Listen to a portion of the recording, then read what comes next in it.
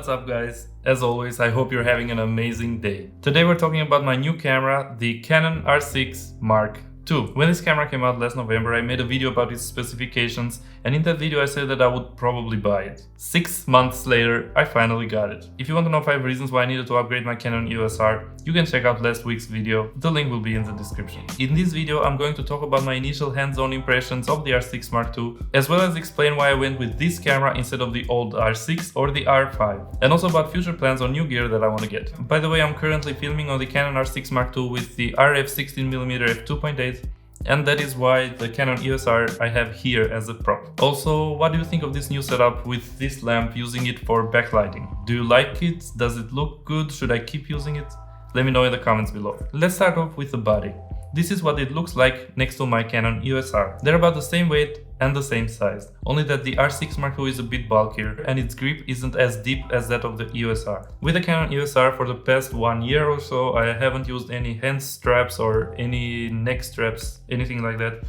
I've always carried the camera like this on my hands, and I've been pretty confident that it's not going to fall. The past few days that I was going out and I did the same with the R6 Mark II and I was carrying it in the hand, I didn't feel exactly as confident with that camera, but still overall it's a good grip. Some things I already like a lot about the Canon R6 Mark II are, for example, the back wheel, because it has made changing the ISO is even faster for me than using the control ring. The joystick is a game-changing feature for me when it comes to switching focus between different subjects on frame which the autofocus can detect. And of course I also really like the photo to video switch. Since the very first time that I went outside to test the camera to shoot some photos and film a reel, I noticed how helpful this switch was. Moving on, the viewfinder is almost the same as that of the EOS R, only that on the R6 Mark II it has a 120 frames per second refresh rate versus the 60 frames per second refresh rate on the EOS R. The Canon R5 that I tried last month had a substantially better viewfinder than both of these cameras, but overall, after trying the R6 Mark II for now, I know that I will be using it with a viewfinder a lot more than my EOS R because of the joystick and the faster autofocus. The back screen on the Canon R6 Mark II has only about 1.62 million dots,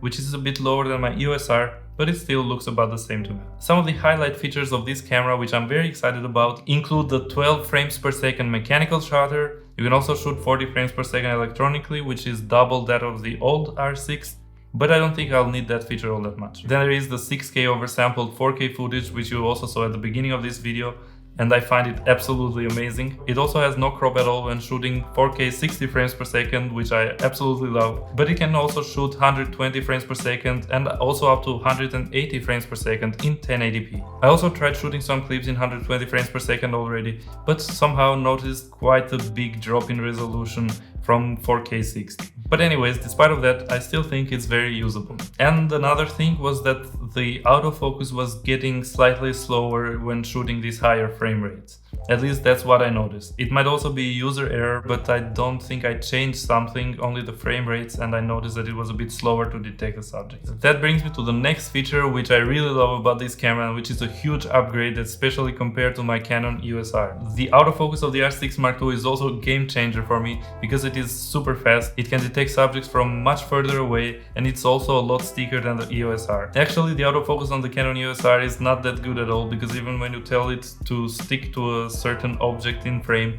without moving the camera or anything, it could be that it starts to drift away on its own without the scene changing or without the camera changing. And something like that would never happen with the R6 Mark II.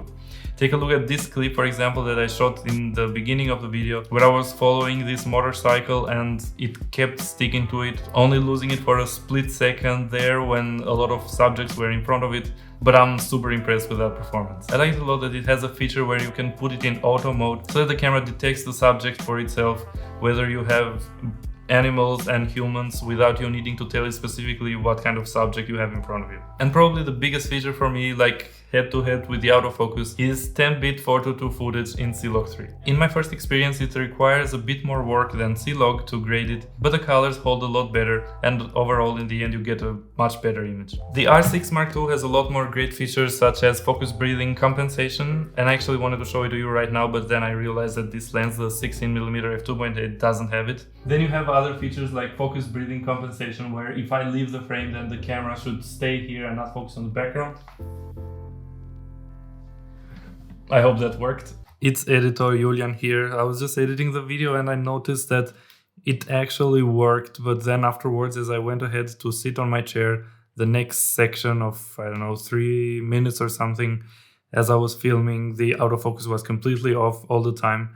I don't know what happened, maybe because I was a bit further, the camera didn't recognize me as being the same subject, so it was waiting for my close-up face to show up. But anyways, that section was... So briefly, 3 things that I'm very excited about with this camera that I was saying during that section was 1, the zebras and the false color warnings to help you expose the footage correctly. I'm actually using the zebras right now. The second thing was the ability to shoot 6K ProRes RAW externally. Super happy about that. I don't have an external recorder, but I'm happy that my camera has the ability to do it. And the third thing that I'm very happy about is the battery life, because it is more than double that of the Canon EOS R and it's actually very noticeable. So now let's go back to the video and talk about why I didn't go with the Canon R5 but went with the R6 Mark II instead. Enjoy. The Canon R5 is a fantastic camera with amazing photo and video features. But for me, it's actually an overkill. I produce social media content for myself and my clients, and I really have no need for 45 megapixels photos. It's also more expensive than the R6 Mark II, but the price of the camera is not what makes it expensive. It's also the CF Express cards, for example, which cost a lot more than SD cards. And another thing is that from the footage that I recorded last time when I used it, when I put it in the computer, it was not only struggling with the videos, but even with editing the photos in Lightroom. And I also have no need at all for 8K video. On the other hand, I could have gone with the old R6 and saved me some more money, but that camera overheats in almost every mode when shooting for a long time, and if I have to do a wedding at some point, I don't want to have a camera with me which overheats. Otherwise, also the R6 would have worked well. I'm also low-key happy that I have 4 more megapixels here than the old R6, but that's not a very important reason. It's because overall, for me, the R6 Mark II makes more sense and it's strategically a better idea. The last thing I wanted to talk about in this video is the gear that I want to get in the future and the direction where I'm going on my journey. Now that I have an amazing camera with super fast autofocus, which can shoot 4K 10-bit 4:2 footage and has great low light performance for all of my social media content, the next thing that I want to get my hands on that is going to level up the production level again is going to be a cinema camera. I want to get deeper into improving my storytelling and make short films, documentaries, as well as promotional videos. So I think the Canon C70 is going to be perfect for that. With its ability to shoot in C-Log 2 and also small file sizes, I think it's a perfect camera for me. That camera, combined with my R6 Mark II, should cover me for pretty much every kind of content that I want to create. But until I can get my hands on a Canon C70, either by the end of this year or sometime next year, the Canon R6 Mark II should be great for everything I need. Alright, that was it from me today, guys. Thank you very much for coming to spend some time together. I really appreciate it. If you like this video, make sure to leave a thumbs up, subscribe to the channel if you don't want to miss the content that I'm going to make about the R6 Mark II and with the R6 Mark II.